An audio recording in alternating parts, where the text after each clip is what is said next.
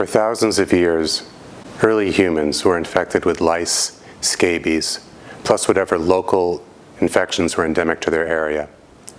But then with the advent of trade, on the waterways, in the ocean, across land masses, the local infections spread. Trade with Ming China for porcelain gave us plague. We got the Black Death from trading with the Ottoman Empire for furs. Spice trade in Ceylon gave us cholera. Syphilis was from jute trade with the Mongols. And silk trade with Arabia got us gonorrhea. A lot of times herbs would not work for these more powerful infections. So people turned to metals instead. Early alchemists, when they were separating metals to make coins for royalty and governments, they knew that they could just heat up the ore and it would separate out the base metals. But then they were left with an amalgam of gold and silver and some other noble metals. And to separate those out into silver and gold coins, they used things like antimony, mercury, and sulfur. And somebody reasoned, if you could purify metals with these three things, could you purify humans? And indeed, you can suppress a lot of symptoms of diseases with those three substances, with mercury, antimony, and sulfur. Of course, they have terrible side effects. Sailors who would travel the oceans before they reached shore for leave would inject mercury up their urethra and hold it in their bladder. And then their venereal disease sores would disappear and they could go to the brothels. And then they would infect the women there. And in this way, a lot of diseases spread across the planet. And it was into this world that Samuel Hahnemann was born in the 1700s. He was a genius. He spoke over 10 languages, and he became a doctor. But he wasn't comfortable being a physician at that time where the protocols were toxic metals like mercury, sometimes lead, antimony, and so forth, and bloodletting. So he gave up his medical practice and began translating books. And when he was translating books, he came across something that piqued his interest. It said that cinchona bark could be a treatment for malaria. But cinchona bark, when given to a healthy person, creates fevers, which is a symptom of malaria. So he thought, is it possible that if you could find something that would create the symptoms in a healthy person that a diseased person was having in their diseased state, and gave the diseased person that particular compound, it would make their disease go away? Well, that was his idea.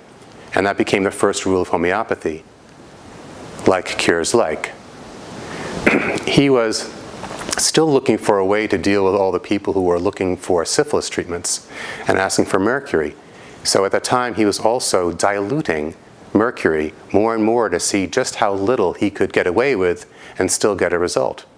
Well, it turned out that he could dilute it to the point where there was nothing left, and he was getting even better results with no toxicity, which gave him the idea for the second rule of homeopathy, which is you take a toxic substance, the more you dilute it, the less toxic it becomes, but the more curative it becomes in terms of a homeopathic remedy.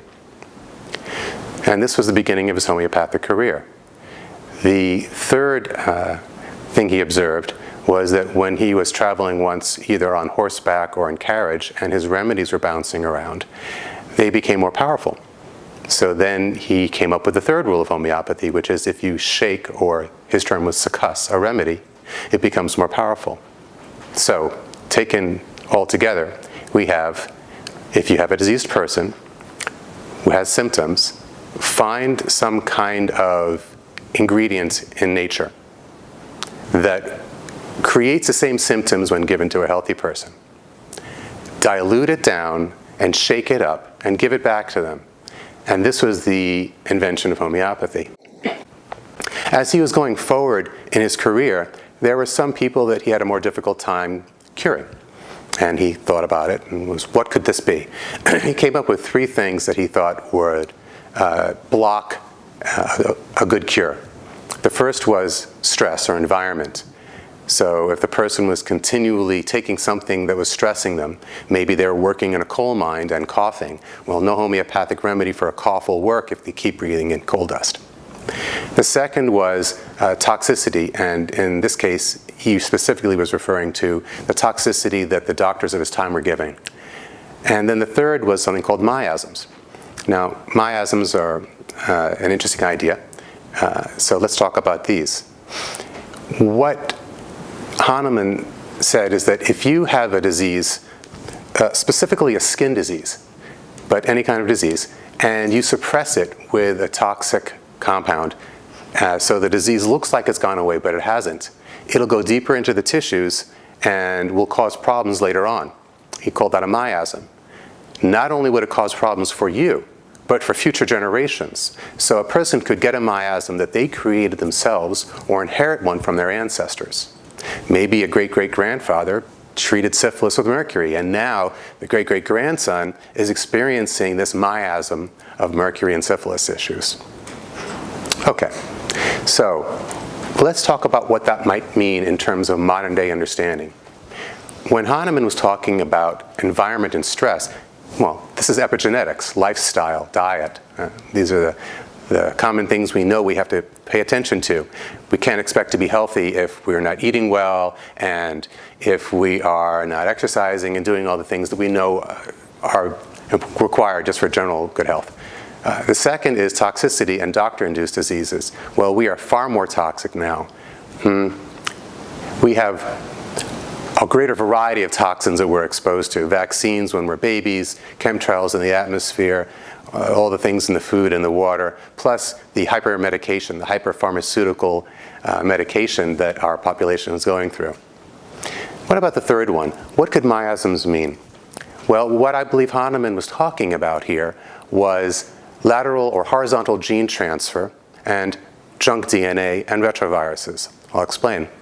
Horizontal gene transfer is the idea, well, it's not an idea anymore, we know it happens, that different species can pass genetic material. It's not just mother and father to child, but a bacteria or a virus or a fungus or a parasite can pass their DNA on to us. We know this is the case for retroviruses, which put their DNA directly into this, and that's been known for some time, but we also now know that other microorganisms can do this as well. And if you consider that only 2% of the DNA that's in your body directly codes for proteins that make you what you are, then you get an idea of the enormity of junk DNA that we have in us. Now, at first when the scientists discovered junk DNA, they said, wow, 98% of our DNA doesn't make us. It's just junk. What does it do? We now know that some of that junk DNA has purposes, but most of our DNA is not us. It's material that we have inherited from other microorganisms throughout our evolution. Not every life form does this. Some life forms like bladderwort or the common housefly have hardly any junk DNA. Others have a similar amount to us, like corn and tobacco. Tomato has 12 times as much DNA as we do, and an amoeba 200 times more. They're clearly less complicated life forms. So junk DNA is the miasm that Hahnemann was talking about, partially. In terms of suppressing a disease and causing a problem later, well, it's now been over 200 years, and we still haven't caught up to Hahnemann's genius. We still don't recognize that as a scientific fact yet, but I suspect we will in time. Some people have made the claim that homeopathy is pseudoscientific, that it's too dilute to have any effect, and that if it does have an effect, it's merely placebo. Let's look at these concerns. The human body is already responding to things at homeopathic levels. Neurotransmitters and hormones operate at 1 part per 100 million to 1 part per 10 quadrillion in our own tissues. So they're not too dilute, at least not at the lower potencies. In terms of placebo, in the year 2011, the Swiss government commissioned a large study of homeopathy, and their conclusions were that it works as well as some drugs, and in some cases better than some drugs. So it's not placebo either. Okay, if it does work, how might it work? Well, when you make a remedy, what you do is you make it in a glass vial, and you succuss it. You sharply wrap it against a book. When you do that, it creates a 10 atmosphere shock wave that goes through the tube. The shock wave can displace little bits of silica that the glass wall is made out of, and it can go into the solution. We know that computers operate with silicon chips and have memory based on that particular element. When you shake the remedy up and down, not only are you putting tiny, tiny bits of silica into the solution, but the rapid acceleration and deceleration is creating a magnetic charge, a magnetic field. Is it possible that the magnetic field from the shaking is carrying the information of the remedy into the silica, and that is what we're doing, that we are in essence reprogramming ourselves? It's an idea. A series of laws in Europe called Codex Alimentaris are making homeopathics and many nutritional products very difficult to obtain. A number of Europe's oldest homeopathic firms have decided to close shop rather than deal with the bureaucracy of the Codex. This means one day we may not be able to get homeopathic remedies. Because of this, I'm going to teach you how to make them from your own body. This is called an Autonosode. In this case, I'm going to teach you how to make it from urine, which contains many of the water-soluble toxins that we excrete every day. So it's a great place to start. To do this, you're going to need some 10 ml glass test tubes with a plastic top. You're going to want a paperback book. I suggest The Organon of Medicine by Hahnemann. Some distilled water. And then a glass pipette, 10 ml, and some disposable pipettes, as well as a disposable cup. Okay. So, I have filled this test tube up to the halfway point, which means I put in 5 ml. Each ml is 20 drops, about. So 5 ml is 100 drops. So if I put in, and let's say this contained a drop of urine, 1 drop of urine into here, I'd have 100-to-1 dilution, 1C. You then put the top on and do it firmly because you're going to be shaking this. And you will wrap sharply on a book 100 times. And then swirl. If you're doing this clinically, you may want to have a machine do this for you. That would be an automatic succusser.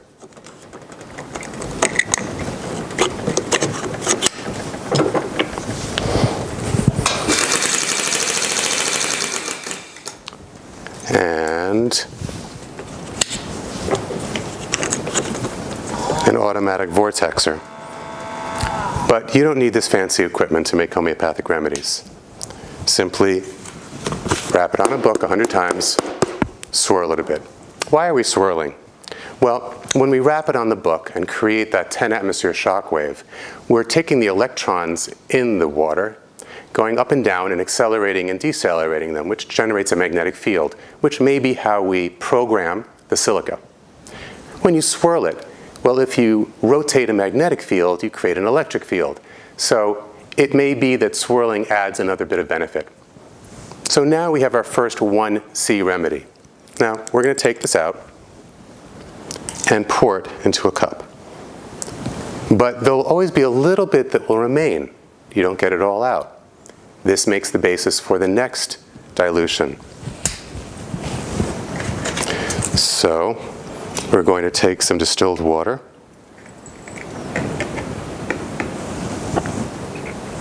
And being careful not to touch the pipetter to the test tube, we're going to put in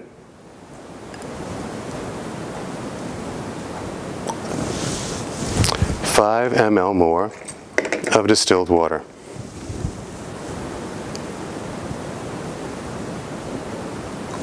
Now, accuracy here is not vitally important.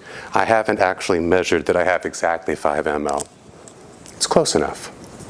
Okay, again, we're going to take this remedy and we're going to either wrap it on a book and swirl it, or put it in an automatic succusser and vortexer. We now have our 2C remedy. And we're going to do this 6 to 12 times. filling, succussing, until finally we have the remedy we're looking for. Let's say that this is our 6x remedy, which is the dilution I like to use. How might we use this? Well, there's a couple of ways. If we want to be sophisticated about it, we could put the remedy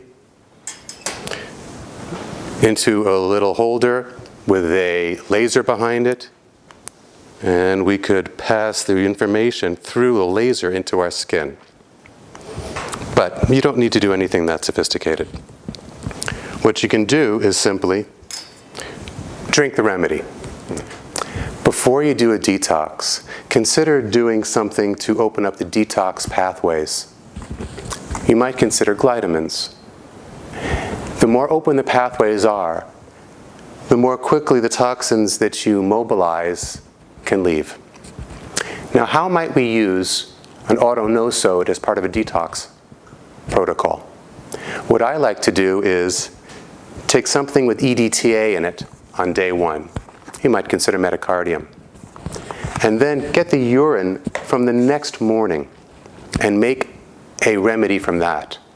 It's going to have all the metals that the EDTA pulled out that night.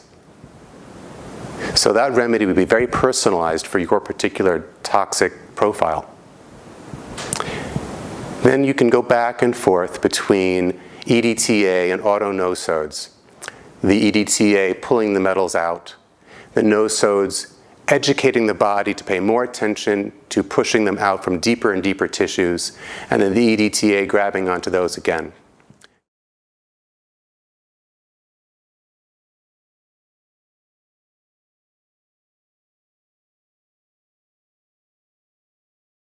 If you go to our website, www.remedylink.com, the whole protocol is written out for you. How else might you do it? You can do the same protocol for chemicals. You could take something that is a chemical detox. You might consider Xenoplex.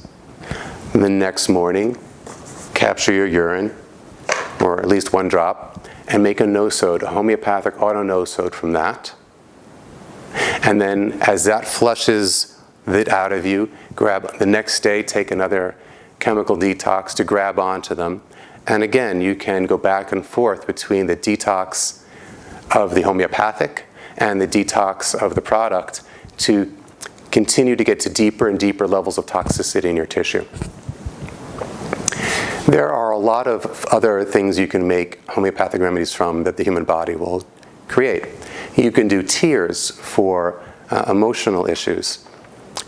Typically, emotional homeopathics are done at 200 C and higher. It can take a while, but for something that's happening right there and then in the moment, and if you catch a tear from a child's eye, you could make a 12 or a 30 C remedy, and it might be very helpful. For blood-based diseases, you might take a drop of blood.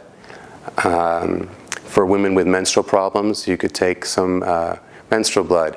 You could do sweat. If someone is having a teenager with terrible acne, you might consider getting a little bit of the exudate from a pimple to make a remedy. There's really no limit to what you can do in terms of making remedies to help your body uncover deeper and deeper levels of toxicity to release. If you've been given pharmaceutical agents, you can also make homeopathics for that, but that's beyond the scope of this particular talk. Toward the end of Hahnemann's life, he was challenged by the need to be patient for a remedy to do its job, but the desire to help people that were suffering move more quickly.